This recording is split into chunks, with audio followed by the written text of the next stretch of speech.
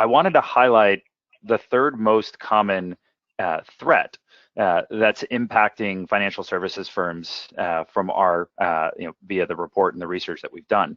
And it's attacks that have come into their organization through the supply chain. So all of the different techniques that Jim highlighted are used against you, but also used against what I would call the soft underbelly of your organization. And this is your, ever expanding supply chain, right? You have technology vendors, most notably, somebody like MOVEit that your organization may use to move large files around. Well, we all know what happened there. Don't need to go into the details. If you're not familiar with MOVEit and or the Clop ransomware group, I definitely suggest going to read some of the material on our blog about it. But that's a great example of a tech vendor. Another type of partner would be a data sharing vendor, especially in the financial services firms. I see this a lot. You're sharing data, right? You're sharing, financial information, depending on, all the way down to the low end of like mortgage origination, all the way up to the high end of, kind of trading and analysis. And so there's data sharing happening at every part of your organization, and that data is what really we're after. When I say we, is that the bad guys, right? They're after that data. And look, you may spend tens of millions, hundreds of millions of dollars on security and have a really, really robust program. But does your does your data sharing partner?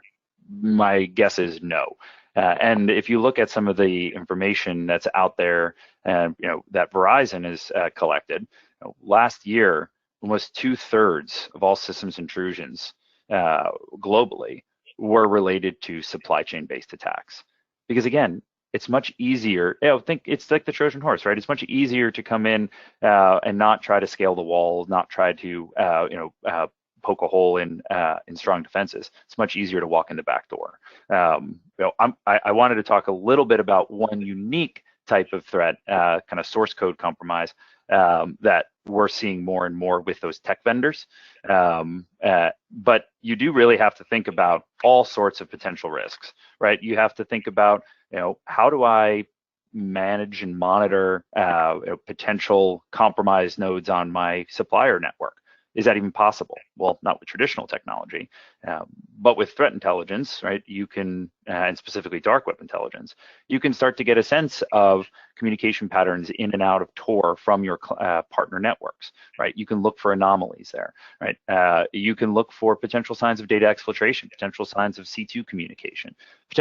You can monitor the ransomware groups and the conversations they're having to identify your partners and potential compromise and ransomware impact before they even know themselves, or more importantly, have notified you as a partner, right? And you can take those preventative actions. Really, that's what all of this is about, is getting pre-attack intelligence and highlighting how we can get ahead of the issues.